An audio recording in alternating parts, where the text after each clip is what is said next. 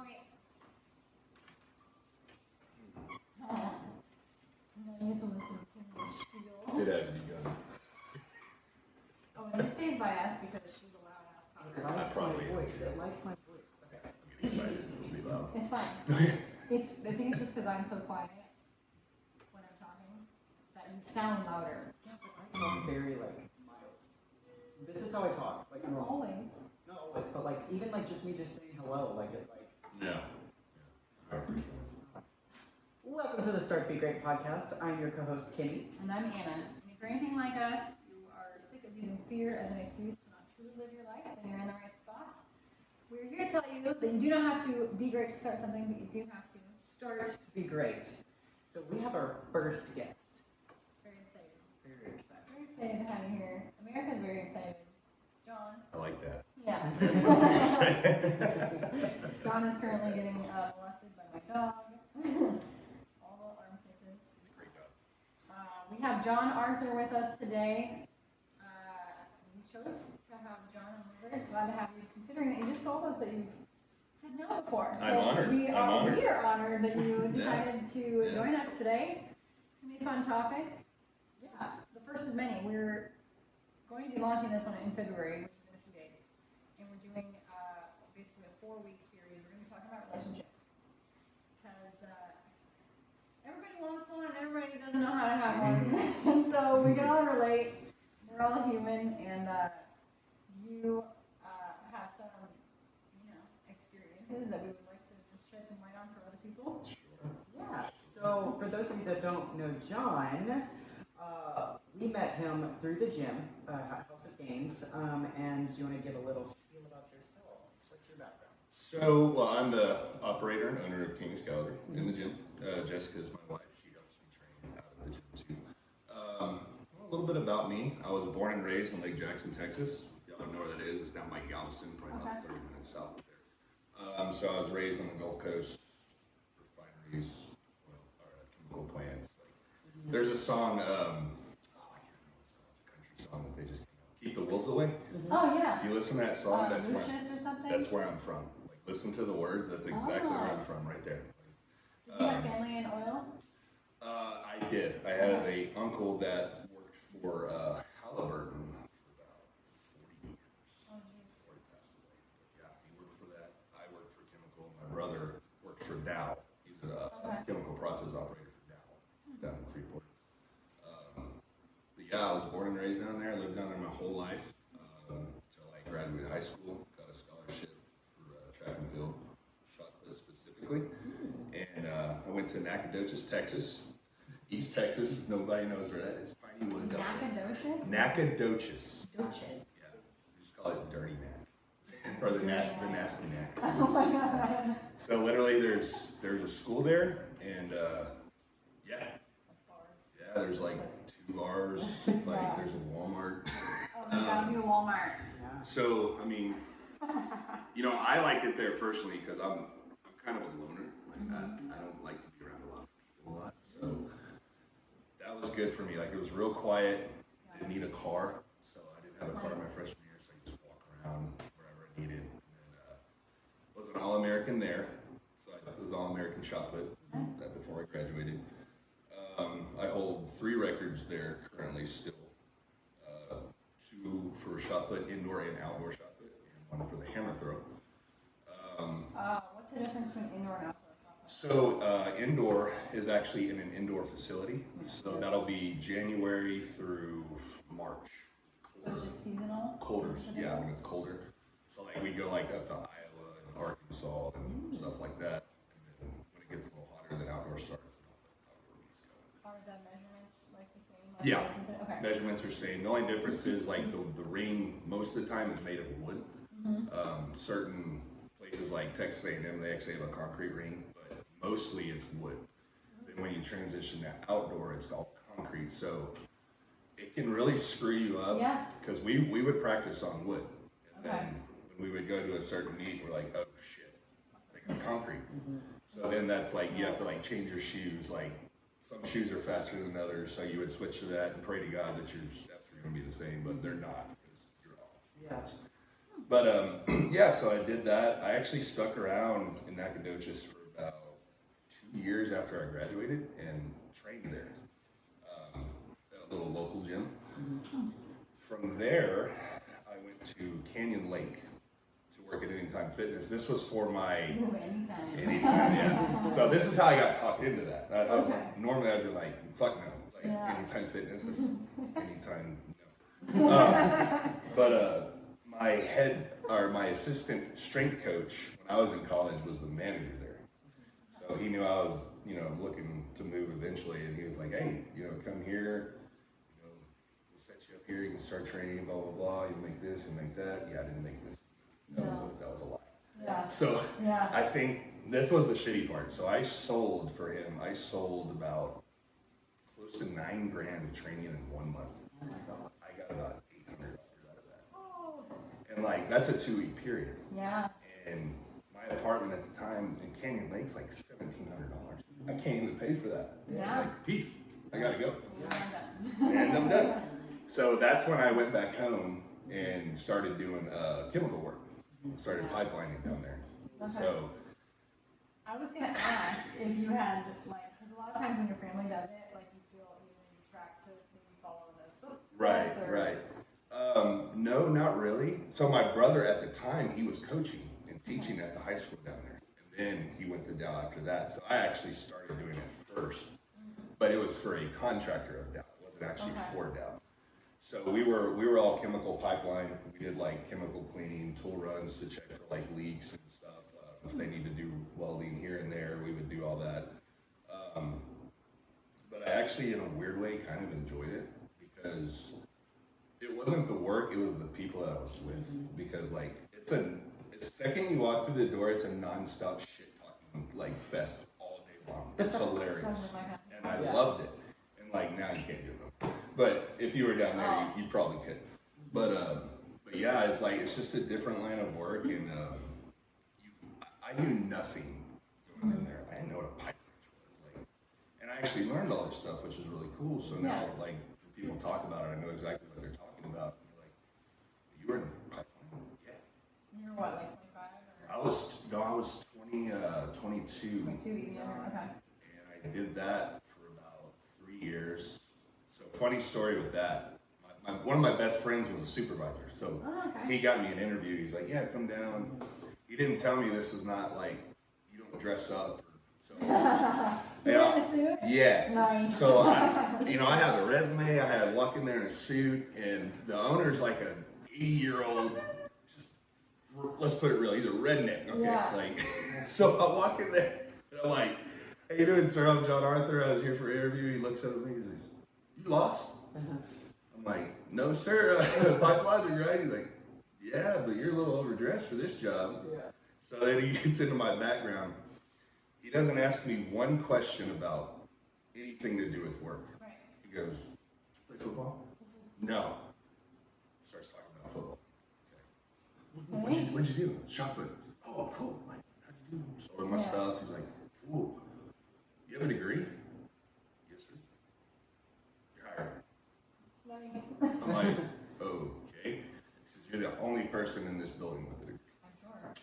So immediately, I went from a hand in about a month and a half to a supervisor. Yeah. Just because I could pick up on everything really fast, and then I ran crews and stuff like that.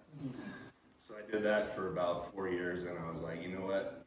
My passion is training. I love training. Money's good, but I have no time to do anything. Pipeline, you work 7 days a week. You just don't know. So started back in training, and then I actually moved here.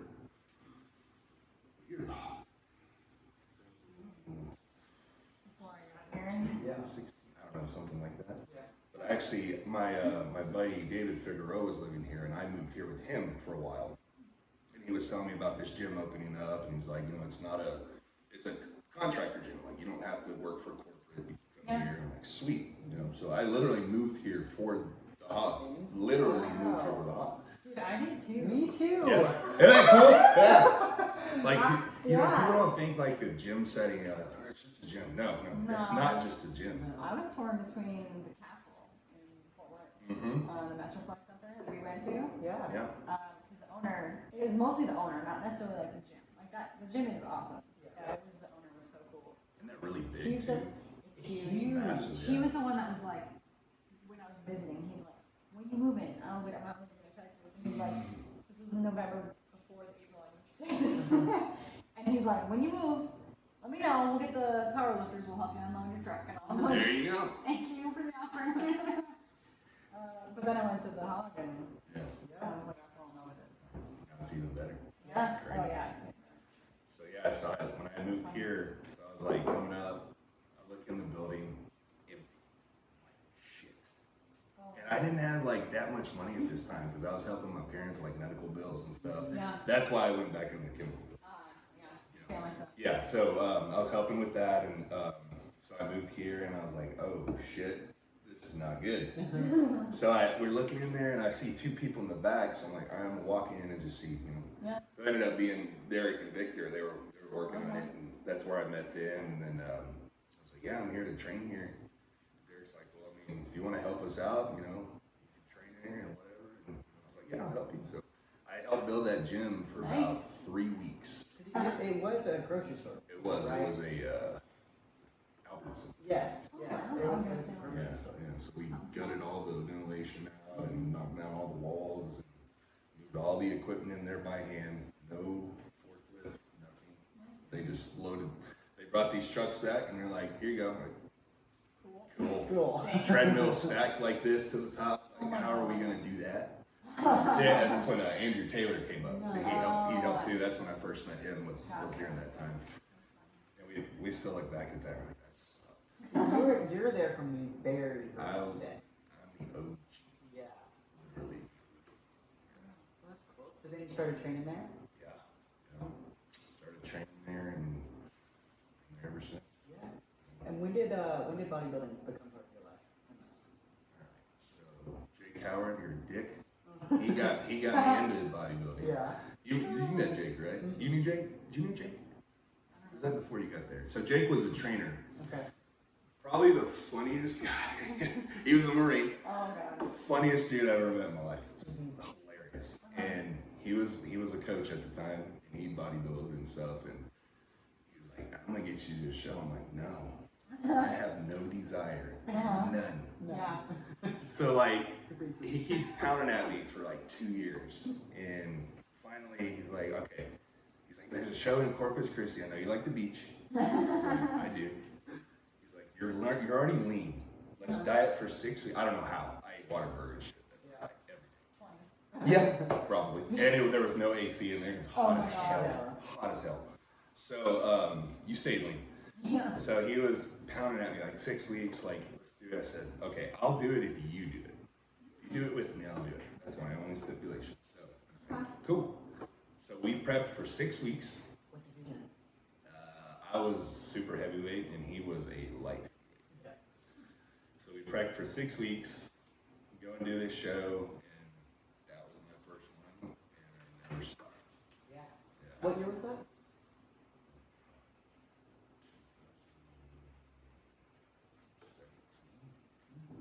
17. You've been doing this for about 6, 7 years now? Yeah. Yeah. Like, I've always been into bodybuilding. Yeah. Like, I've known a lot about it since I was a kid, because all the local guys Yeah. were bodybuilders. It was weird. They kind of took me in for some reason.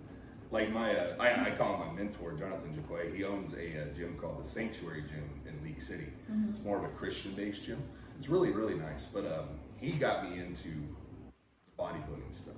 Okay. Like one day I walk in and I don't know if they were watching me or something, but he did this like, you know, that's the dude in the gym right there. Like, For those he's of you the not dude. watching, he gave him the finger. He gave me the come finger. hither finger. Not the middle finger. Then I would have left the Like, gym. come But here, he's boy. like, "Come here, boy." So like, he's like, "Hey, you're gonna start training with us from now on." Alright. Okay. You're under the wing. Yeah, he took me under his wing, and you That's know, cool. most of the stuff I know from him. Yeah. And you know, he's doing great in League City. They got a great gym, but yeah, that's kind of how I got into it, and then started competing later Yeah. down the road. Yeah, now you've built this awesome team, big company. Trying. Yeah. So you mentioned before your wife Jess. If you guys don't know, he is married to Jessica Padilla, and Yes. Yes, she just competed at the Olympia in the figure division and got second. Second, She yeah. got second in the world. Controversial second, yeah. Yeah. Hey, I'm her husband, I'm gonna say that. Yeah, do it. It is Do what it. it is. How did y'all meet? So we actually met in Puerto Rico at the Puerto Rico Pro. We were both sponsored by the same company at the time, supplement company. And it's crazy how things work, because I was not going. They were like, you wanna go? I'm like, nope. I don't wanna travel for a whole week. I just don't. Yeah. I think I was in prep or something. I don't remember, but they're like, we'll pay for everything. I'm like, no. Okay. So literally like 2 days before they were leaving, they hit me up again, like, you sure you don't want to go? For some reason, I was just like, yeah, fuck it, let's go. Out of nowhere, I was like, let's go. So ended up going over there, and I knew who she was, but I didn't really follow figure at the time. Like I didn't, I just followed bodybuilding. I'm a dude. Now I follow them on all, because like I've met all of her friends. Like these women are, okay, I'm gonna say one thing right now. Compared to these women that I've been around Olympia, guys are a bunch of pussies. Oh, I'm sure. These girls train like you would not believe. Yeah. Like it's unreal, and the discipline, the dieting, like there's no, it's on point. Yeah. And it's to watch it, it's crazy. And then they're the coolest people, like the women. Yeah. You meet them and they have these personalities, and it's great to talk to them and get to meet them. And but yeah. So we met over in Puerto Rico. Like I said, I knew who she was, but I had never met her. So this little Puerto Rican chick walks up, and when I say she's tiny, she's tiny. Like from her pictures, I'm like, that's not her. Because she's like in all black, it gives you that slender look, but she's all covered up, and I'm like, that's her. When she goes down on stage, I'm like, oh, that's her. Yeah. Yeah. It's like it went from this to this. Yeah. Just taking her clothes off. It was like, poof. Yeah. But so we hung out that night with all the sponsored people, and our buddy David was there with us. And we left and went to a pizzeria because they had to have a meeting or something. Yeah. Right? We don't need to be there, so we're gonna go keep drinking. So we were drinking mojitos over there and ordering pizza and having fun with all the Puerto Rican people because they're a blast. Yeah. They love it. Like just hang with them. Just drink and hang with them. It's fun. Oh, it's great. So I was like, okay, that's probably the last time I'm ever gonna see her. So we're at this pizzeria for probably 2 hours. It's about midnight. She comes walking through the door and was like, I just wanted to say goodbye. And I was like, you drove all the way over here to say goodbye? So I'm not attracted, like, yeah, I'm a dude, I'm not your typical dude. Like, I'm attracted to how you treat people and your personality. Yeah, of course, the outside is important, I get it. But the main thing for me was that right there. I was like, wow, I'm nobody. I'm not anything special. You literally just met me. And then you came over there before you went back home, which is an hour-and-a-half drive, to say goodbye. And like that kind of hit me. So then we flew back to Texas, and she posted some Flex Friday picture, and I got on there talking shit. And then after that, we just kept talking, and then we had an event in Austin for the sponsor. It was not Symbolic Muscle. I can't remember what the name was. And where was she living at the time? She was in Puerto Rico. She lived in Puerto Rico. Okay. Yeah, I can't think of the name. That's all right. It went around very long, so it's fine. So they're not around. So anyway, they were like, hey, we have this event. Can we save some money? Like, do you have an extra room? I'm like, I don't have an extra room, but I sleep on my couch anyway, because like my back's horrible. There's a bed in there, it's perfect, like room's clean, she's welcome to stay there if she wants. She never left. She never left. So, and the crazy thing was, she actually did try to leave one time. This is crazy. I didn't try to stop her because she was like, she just felt like, I need to be with my family, and I'm like, I get it. I get it. Go be with your family. It's cool. She's at the airport, and she's very, very religious, very Christian based. So, some reason, this lady turns to her and is like, "What are you running from?" Like, this is a true story. This is a true story. You can ask her; she'll tell you this story. It's like, "What are you running from?" Like, you're running from something. Just, why are you afraid? And she didn't tell me much after that. There's more, but you get her to tell you the story. She'll tell you. Next. Yeah, but yeah, then she came back, and that was it. Never left after that. So. Have you heard of synchronicity? You still haven't listened to the podcast, but it's the concept of the fact that like we're all, made up of these it's like quantum mechanics entanglement. I'm spitballing here. Anyway, I love it. It's things don't happen on accident. Things happen for a reason. Right. And so like 2 days prior to that thing, and the person that like connected with her, like No idea. you guys were. No idea. Yeah, no, those things happen all the time, and it's called synchronicity. So that's very cool. I like that. So she didn't leave, obviously. Didn't The airport, she came back. What'd she say? Yeah. She said psych. Yeah, she's probably like, I want to go get ice cream or something. I don't really remember what she said, honestly. But yeah, she came back and probably something like, "Can I stay?" And I was like, "Yeah."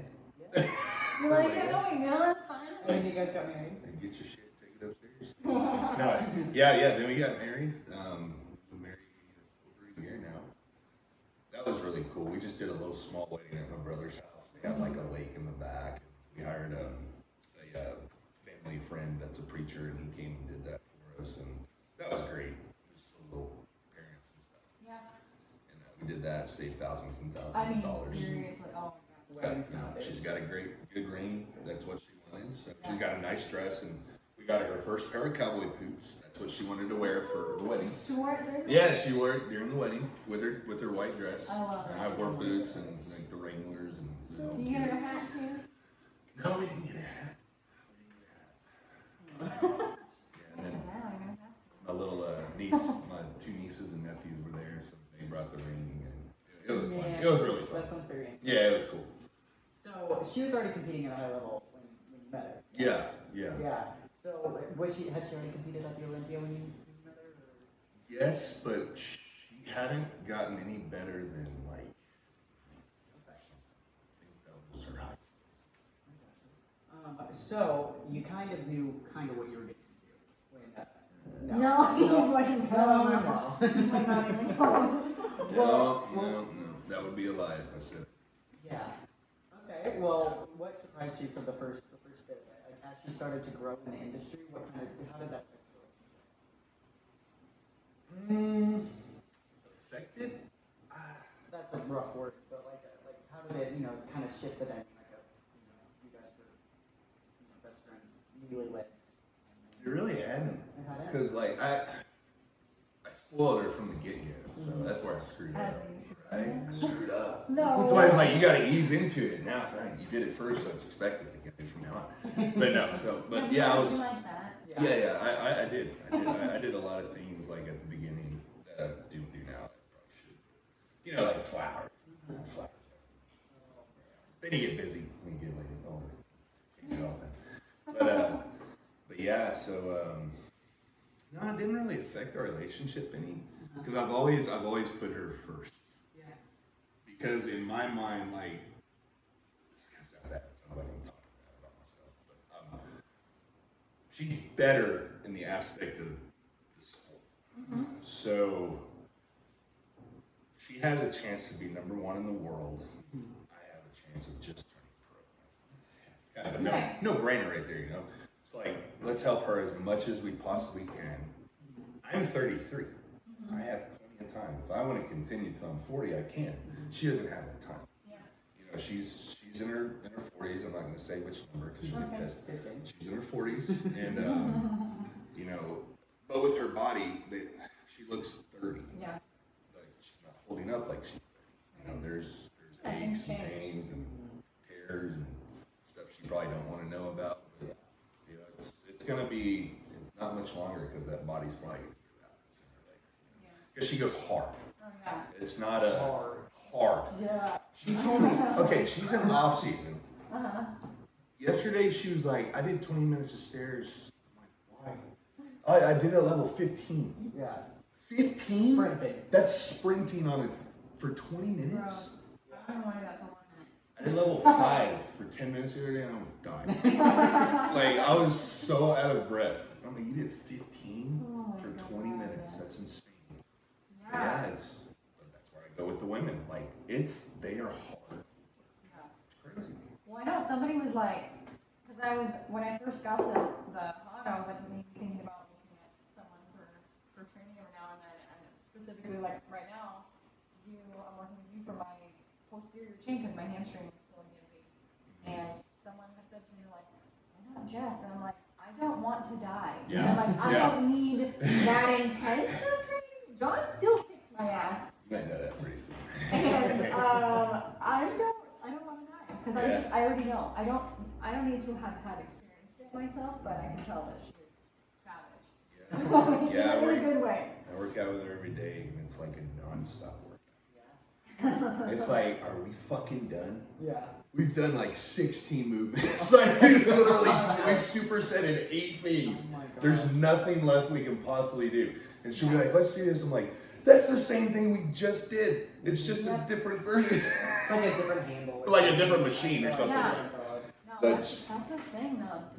Like I used to follow a lot of DLBs. I used to be on her DLB daily thing. Mhm. Only difference is like I was doing it myself, so I could rest in between my supersets. Yeah. But she's like, no, we're going. Don't stop for 45 minutes straight.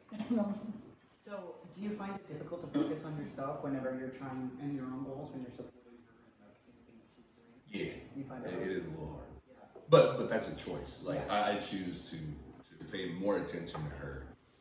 Like, for example, when we did the Arnold together, that was 3 or 4 years ago. I literally competed like probably at noon that day, and they didn't have microwaves. This is the weirdest shit. You go to these big shows and they put you in hotels that don't have microwaves. That's the most frustrating. Or fridges. Like, the one thing you have to do in this sport is eat.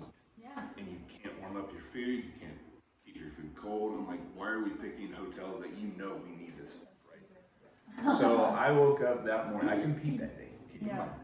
I woke up at about 5, drove to Walmart to get a microwave so she could have one, so she didn't have to walk down, like, I think it was like 12 floors down there, and then you had to go all the way to the marketplace, which was like, I don't know, 600 yards that way. Yeah. So like, to warm up your food, you're looking at like a 20-minute process. And you eat multiple times. And you eat Yeah. 6 times a day, so I was like, this is not And gonna it's work. show day. Like you're already Yeah. like stressed and Right. you got all the things going on. So, you know, we went and we got that and set it up and everything was good after that. Yeah, but yeah, I do put myself on the back burner. So, what marriage lessons have you learned through competing? Don't do it. Don't prep Oh. together. Don't. Do you think there's naturally a dynamic of supporting and being the spotlight when it's something like this? Do you think that like that's natural? Like somebody always, because they always ask like, they're like relationships are 50. Sometimes you're 60, sometimes I'm 40, sometimes you're 75, sometimes I'm 25. Like, Yeah. do you notice? Like, is that like natural? Like you already like take a step back, and then like when she's all prepped, does it ever level out? Yeah, it does. Like right now, she helps me out with a lot of stuff. Like I'll come home and my laundry will be done or something. Like to me, that's a big deal. Like, I hate doing shit like that. Yeah. I get home from the gym like 7 or 8 at night. The last thing I want to do is laundry or cook. Yeah. So she'll do stuff like that for me, which is great. That helps a lot. But yeah. So what happened when you did it together that you would say not to do it? Well, I think we've done two together. Yeah, we did the Arnold together and we did the Olympia together. It's just okay. Those So aren't even like, those are big. they're big. So it's not just. Yeah, it's big shows. So like, Yeah. it's important for her, but it's also important for me because I don't want to get my ass kicked. You know, like this is a big show, which I did. Nice. Whatever. I was in the wrong class. Now I know where I belong. But yeah, it's just like I don't know. For me, it's just helping her as much as I can, even though like I'm in prep or I'm getting ready to do something. But that's just how I am, I guess. Yeah. No, I would imagine. I mean, Kimmy, you've shared about like when you were prepping and you were in a relationship that was super helpful. That he was. Yeah, it was crazy because my first show, I was in a long-term relationship at the time, and I definitely noticed. So like before I was in prep, I did everything just because I naturally do it. I do the laundry, I do the cleaning, I do the cleaning. That's just what I just do naturally. But when I got into prep and my energy started to, it was my first one. I didn't really know what to expect from it. Yeah. Things definitely changed, and I noticed that I was way less doing stuff like that, and it was nice to have like a supporting role in that aspect. But I don't know what it would be like if I were to do it now. You know, just because I have a few under my belt now, I know what to expect. You know, like I ripped him up. Yeah. You know, what I'm saying?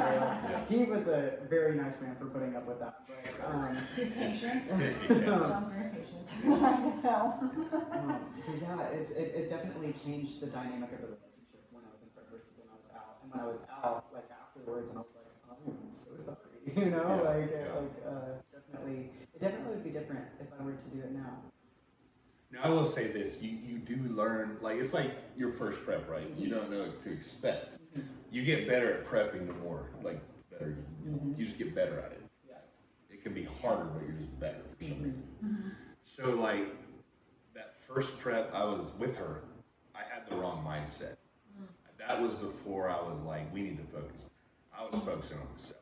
Yeah. And I'm like, when I look back, I'm like, you're an idiot. Like you had no shot. Oh. Like your back was small. Like there's no way you're gonna do anything in that show. But at the time, I was like, I thought, because I was conditioned, I was like, I got a shot. But after that, that's when I was like, okay, we need to rearrange some things here. The focus needs to be more on her because she actually did not do very well that show. She got like fourth, and her conditioning wasn't very good, and a lot of it was like stress and stuff like that, I think. But yeah, like from now on, from the time of that show, when she competes, I will get a room for myself the night before she competes, so there's no distractions. Yeah. She can sleep. She doesn't. There's nobody in the room. It's quiet. And ever since then, like she's peaked perfectly. Yes. So Because she knows what she's doing. she knows And what you're she's there doing. for support if she needs you, but she's doing her shit. Yeah, she knows what to do, but like it is hard to do it by herself because it's different at pro shows. There's so much crap like you gotta do. Like, there's a lot of walking and like you gotta go to this for a meeting. You gotta go get this and this, and it's not like there's one check in and then we see y'all tomorrow. It's all day long, especially at the Olympia. It's horrible. Yeah. I went to the Olympia, unexpected obviously, and I think it was in 2018, and I didn't even like being there just to watch. Like there's so much going on, and I was like, and I'm not gonna lie, like half the people that show up to that thing are like they look like douchebags, and I'm like, I hate you. They do a contest prep to go walk around the expo. It's fun. Like it's fun. I'm like, yeah, no. It's just, yeah. But when you get there, like you're not even friendly. No. Like people are assholes at these things. Like That's what I'm saying. you'll try to talk to them and they just like, why are you here? Yeah. Like, did you come here to be a dick, or did you come here to have fun? Because like I came here to have fun. Yeah. But it's the craziest shit. Well, it's funny because like Ego trip. the people that were nice were like Rob and Dana Bailey. Yeah. Like I met Cass Martin there. She was super cool. And like some other people that are like that you would think might have an ego and be dicks, but they were the nicest ones. And I'm like, all right, all these other ones are like. It's the ones who shouldn't have it, and they have it. Like, Yeah. who are you? Yeah. You're just walking around the crowd. Put your stringer on. Like 20 degrees outside. My first Olympia that I went to was the one immediately after 2020, immediately after COVID. They just shifted it to Orlando. I was living in Tampa at the time, and it was scheduled to be in Vegas. You were there? I was there. Yeah, so I went there. I was like, it's in my backyard. I was living in Tampa. It's an hour and a half west. I had just competed in my first bodybuilding show, December 12th, or right around there. And then the Olympia was like the next week. And so I not only just won my first show, I did not look good. Like, I mean, like, I like that now, and I'm like, oh, I was tiny. Weighed 128 pounds on stage. I'm 5'9". I was tiny. I was peeled. I was conditioned, but, you know, it was awesome. But, you know, I mean, I just won my show. I'm like, yeah. I'm like walking in with a McGregor walk. I'm like, hell yeah. And I walk in, and I'm like, maybe not. Oh, like when, yeah. No, and I saw Jess, I'm seeing all these people step on stage, and I'm just like, yeah, I just realized what kind of world I dove head first into. Yeah. So my first Olympia, I was like shell-shocked. I was like, oh, everyone. Yeah. And it's not like everybody's like that. You can just tell, tell like who they are. Yeah. I mean, it doesn't help if they keep putting it in Vegas and then you said Miami or Orlando. It's still Florida. Florida. They're moving it to Orlando again next year. Or this year. Thank God. Yeah. Vegas sucks. You get to see like a whole different side of it than normal people see. Yeah. That's what's crazy. Yeah, I see the background and stuff. Like, not only, you get it even different from the competitors. Like people competing at the Olympia are going to have a completely different experience than you see somebody who has done all this preparation, all this work to do the biggest show. Yeah. Because I'll talk to Jess, and she's different around different shows than around the Olympia. Like, I'll talk to her around like normal shows, and she'll be like not stressed at all. Completely like, different. She's like, oh, I'm just competing. You know, it's kind of fun, like It's shit. like I'm going to work. It's like super casual. I was talking to her like maybe like 3 weeks out from this last Olympia, and I was like, so how are we feeling? She's like, I'm not talking about it. I'm not. Yeah. You know, I take it day by day. I don't want to think about it. And I was like, all right. I didn't really. It was the first time I'd ever seen nerves in her. First time. This year? Like, this Yeah, year. because she knew she's there. Like, it's going to be a battle between those two. And she knew it. So, like, my biggest thing with her is confidence. Be confident. Like, finally, for the first time since I've known her, and we've been together at every show, this is the first show where I did not hear her say, "Do you think I'm ready?" She knew she was ready. I love that. That's great. And it drives me fucking nuts when she does that. Like, she did it at Texas, like her best look ever. She was like, "Am I ready?" Her coach, Andrew Lurick, I love her coach. He's hilarious. One of the best coaches in the world that you will not even know he's in the world. That's why I respect this guy. He doesn't do all these, I'm gonna get on and talk about myself and how good I am and what I've done, blah, blah, blah, blah. He don't do that. He's never done that. And he has the top athletes in the world. That's why I respect him so much, because it's about his athletes. Yeah. It's not about him. Right. You know, that's not how it is now. These coaches, it's about them. Let's be honest. He lets his work speak for He himself. lets it speak for itself, and like, you have to force him into a picture to make him take pictures. But yeah, even he said it. She said to him, like, "You think I'm ready? You're fucking ready." That's what he said to her. I just died because we're both like, you have lines In your life. just standing there. Yeah. You're not even flexing. Yeah. Am I ready? I'm not ready. Like, you're giving me anxiety right now. Yeah. But, you know what I mean? But finally, this time she did not do that. She was confident. They knew they were going to hit the peak because they've done it several times. Everything stays constant. And that was it. Yeah. So you support her not only like with little things like buying microwaves, it's a lot about like emotional support too. Yeah, big time. I mean, we talked about it so many times how you never see yourself when people see you.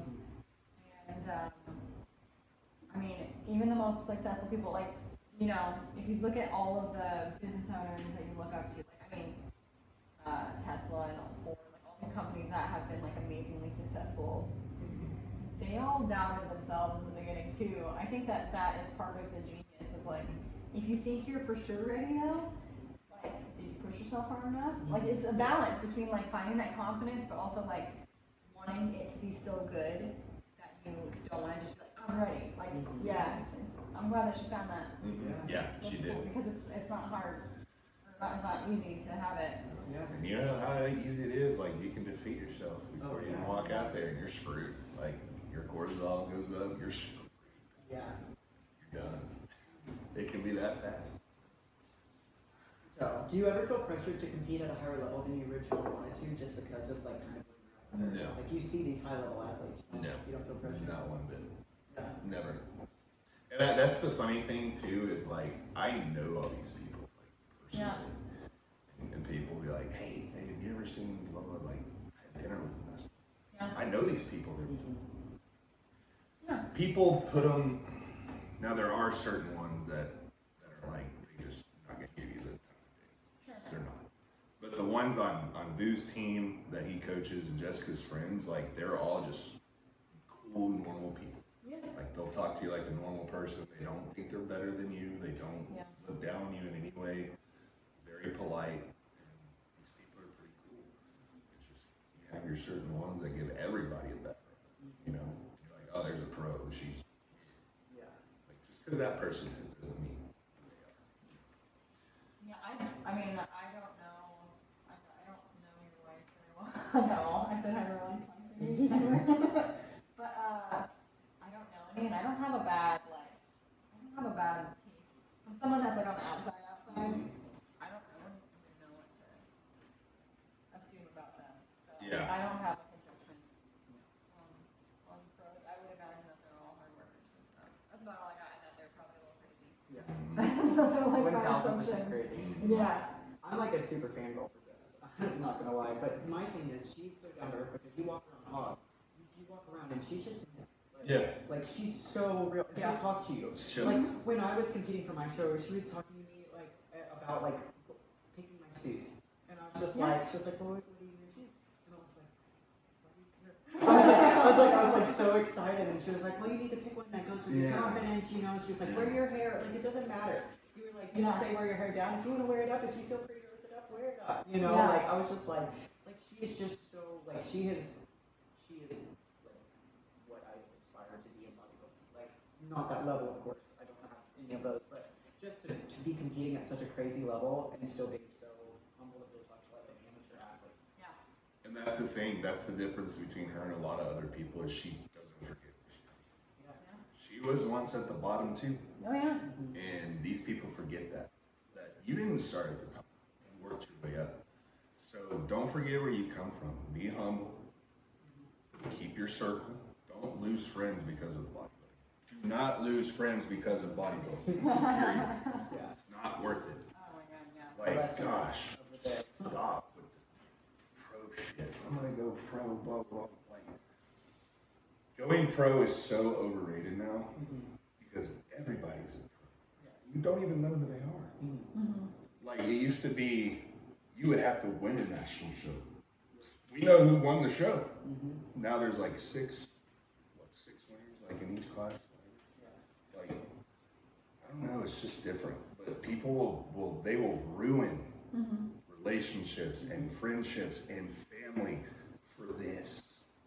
And go nowhere with it. Just spend money, a lot of money.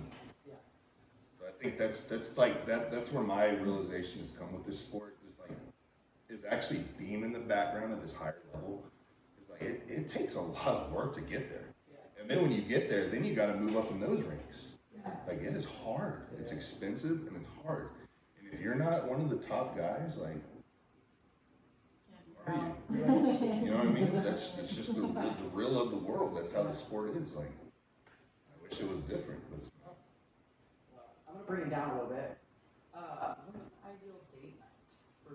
You're dating an Olympian. Dude. How do you make it work? You got HEB.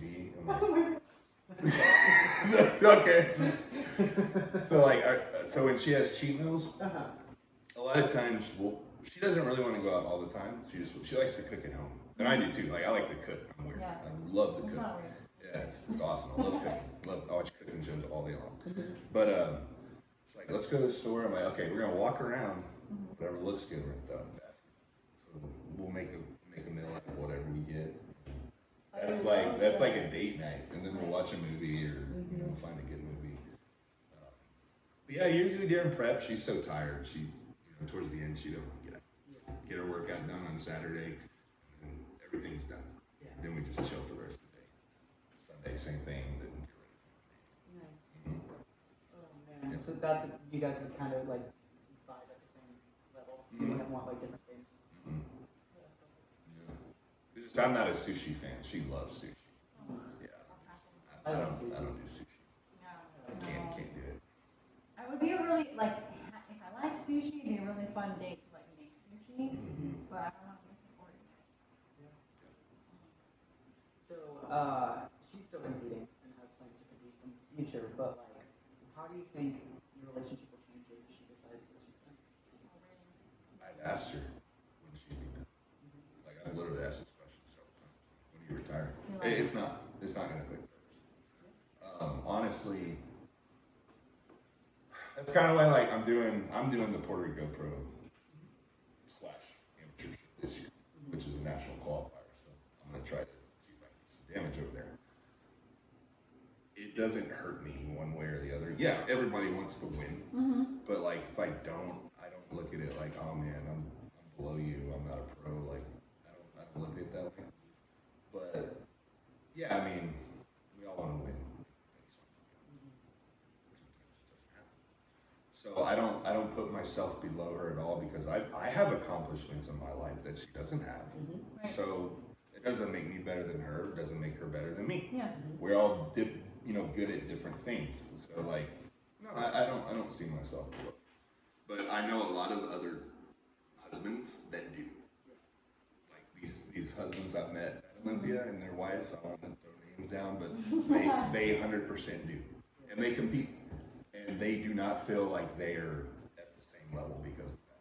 Well, yeah, I could see how it might make a man feel like emasculated, right? Like if they're in that situation, they're less of a powerful person than their spouse. Exactly. But that's why I like your guys' relationship. I think it's so cool because in my personal opinion, I think that relationship is a partnership, and you've talked about it. It's not always 100, 150, whatever. You guys ebb and flow, and sometimes, like, if you know what's best for the team, and what's best for the team is for you to do the best support you can to make the team go forward, then that's what you do. 100%. It doesn't mean that you're not as good. In fact, they wouldn't be as far as they were without you, probably. Right. So it's like, you both need each other. Right. And it's good that you can take your ego out of it, and it's not, I don't think there's any reason why those guys feel that way. Yeah. It's unfortunate for them. They do though. Man, it's bad. Yeah, Like, guys. but I mean, so many people that choose to do that, and also outside of bodybuilding too, like just businesses, like any billionaire that you see, or millionaire or whatever, anyone that's super successful, like the other person usually isn't doing the same, like they're not bringing in the same amount of dollars, or doing the same, like one person's a scientist, this person's a teacher, like still very cool things, but like, it's about, I think if you had two people that were doing crazy epic shit, you wouldn't have, how would you have time for each other? Yeah. You'd be both focusing on that thing, and it would, I don't know if it would work. Yeah, that's the other side of it too. It's like, it's a lot of balancing when you're dating somebody kind of at this level, because I have to balance my competing versus my athletes competing versus her competing. So I don't get a break from competing. That's the hard part. What, you're choosing that? Well, it's a job. Yeah. I do choose it. I choose to make money. Yeah.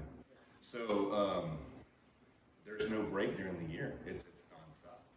Yeah. So if I'm not competing, I have people in prep that are getting ready to compete. And then sometimes she is too at the same time. And I've had people at the same show that she's done, and that's super hard. Oh. Like very, very hard. Yeah. But, You're like, sorry? I know you're paying me, but my friend's first. but no, it's like you said, it has to be a choice. 100%. Because it's hard. It's a lot. I think it sounds like a lot of that is just, you have the right mindset now. So you didn't start necessarily No, like I that, didn't. No, if I was like 5 years ago, like this would be a completely different conversation. It'd be like I, me, this. Yeah. Like, yeah, just really. Well, that's what I think is so cool is you recognize that you may not be her top priority all the time. You don't take it personally. No. I think that's really important because it's not a personal thing. She has this extremely awesome, amazing, huge goal that she's working towards, and she also recognizes her relationship is important, but like the priority might shift the closer it shows that you might get. Yeah, and it's funny. Like along with that, she was doing a photo shoot or something somewhere, and she was with a couple of her friends, and she told me when she got home that one of her best friends asked her why I didn't call her and text her, and she's like, I don't want him to. because like their husbands and boyfriends just nonstop, like, what are you doing? Blah, blah. Like I don't text or call at all. Because I know she's busy. When she's not busy, she'll call me. Yeah. And that's what she told. That's exactly what she told her. She's like, he knows that I have stuff going on. Whenever I'm done, I'll call him. Yeah. Like, why am I gonna call her when I know she's doing stuff and hanging out with people and I'm just not going to. Yeah. So that was pretty funny. I thought that was hilarious.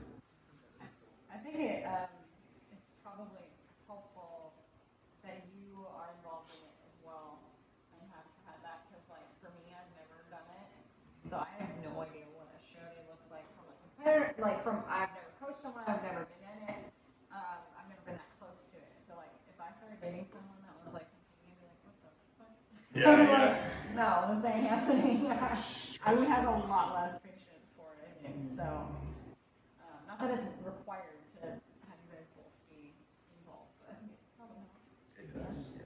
I think because you know how they feel. Yeah. That's the best thing is you know what they're feeling. Yeah. You know when they're tired, like they're tired. Your body, you don't want to get up to go to use the bathroom. That's how tired you are. And like I personally know how that feels now. So yeah. Yeah.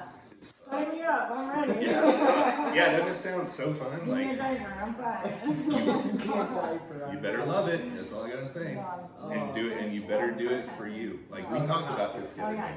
You have to do it for you. That's why I said I would never do it. Yeah. Not for your girlfriend, not for this person. No, you won't make it. All right. So we have. It is time for the So question. I have like all these random ideas. I'm just like, okay, you want to do this? And she's like, yes. Yes. Always. So since you are our first guest, we want to ask a question to our guests that we have at the end of the podcast, and we're gonna put you on the spot. Okay. Good question. So the question is, what is something that you want to do or want to accomplish but are scared to start? Just in general. It does not have to do with anything physical or anything we've been talking That's a about. good one. Repeat it one more time. So what is something that you've always wanted to do or accomplish that you've been afraid to start? A concert with my guitar. Ooh. Oh. Yeah. Like just you and a guitar. Like Yeah. acoustic. Just a little just a little bar or something, and A bar? yeah, or something like that. I don't know. Oh. But I won't do it. I'll never do it. I would love to do it, but I will never do it. I got too much stage fright. Well, you know how you Even in that feel small about setting. Yeah. Like if I'm competing in something athletically, no. But if it's anything to do, we've talked about this, talking in front of a lot of people or that, like there's no way in hell. Didn't you just share a video of you singing with your guitar on Instagram? And that's my way to try to move that way. Yeah. Is put it. That's a good step. Yeah. Just see like what kind of reaction I get. Yeah. But how do you feel after? Yeah. Like I don't feel like I sound good, but people tell me like, "Do you sound good?" And I don't. That's how we feel after every single podcast we record. Yeah. We're like, this is so stupid. Why are we doing That's this? yeah, exactly. But we've had so many people be like, man, like it's inspirational. You guys got me thinking. Like, thank you for sharing. Blah blah blah. I feel exactly this way. This made me feel less alone. Like it's been like really good, really good feedback. It's true. Yeah, that would be one of them. I actually have another one. Like I've always wanted to cook. I mentioned this earlier. I love cooking, like baking. Yeah. I just love. I watch. You mean professionally? Not professionally, Or, just, I don't know, like, just maybe starting something. Different avenues. Yeah. Cooking with Jon. Yeah. Cooking with The Jon. YouTube channel. I watch. Followed by I would my theme 100%. song that I perform live for you on my guitar. Yeah, while I cook. No, but, While the steak is searing, Right, let me play right this as- sweet jam. it's like a freestyle cooking song. Like, I love it. but yeah, I watched that that kid championship baking stuff. Like I watch that every night. I love it. Yeah. Love it. I can't cook very well. I mean, I can cook like chicken and rice. Yeah. You know, I Yeah. can make edible food, Yeah. but I don't know if it tastes good. Yeah. This little kid's like, I'm gonna put this in here. I'm like, what the hell did he say? Yeah. What is Different that? words. Yeah, it's They're crazy. using specific knives But to that's the make thing, great cuts. nobody's good at things that they first start. Right. We have to start. You gotta start. Nobody's like, just, I mean, very few people are very confident just going out in front of publics like singing, but like, Yeah. well, I'm proud of you for posting that. I would have definitely Thank been you. nervous as well. Thank you. Those are, I look forward to them, so I'm gonna keep. Oh, I appreciate it. I'll be a fan. yeah, we are Well, thank you. Yeah. I had 2 fans. I got 2 likes on my reels. Yeah. It's good enough for me. We're making Jon an influencer now. That's right. Join our club. All you need is 2. You just- We're good to go. Awesome. Well, we were very happy to have you here today. This was fun. Thank you. Thank y'all for having me. Yeah, it's nice to like get, Kimmy and I are just, we can sit and talk all day, but it's good to get some more perspectives. Sure. So everybody listening, thank you so much, and we hope that you go do some hard shit, and you should ask yourself the question that we asked you. Because the first step is saying it out loud to people who now know your secrets. You know? And now it's out there. When you say something, words have power. When you say something, you are telling the universe that you want it, whether you're scared you want it or not. Absolutely. So Sorry about that's all right. 2023. Perfect ending. that. I made it almost to the end before the phone went I'm off. very impressed. I am too, actually, because like, that's impressive to not, All right. Yeah, I think so. Check out our Start to Be Great podcast Instagram page. We're gonna post this Monday at 6 a.m. Why so early? Because we're fucking sharks, and sharks don't give a damn. That's Monday. Nice.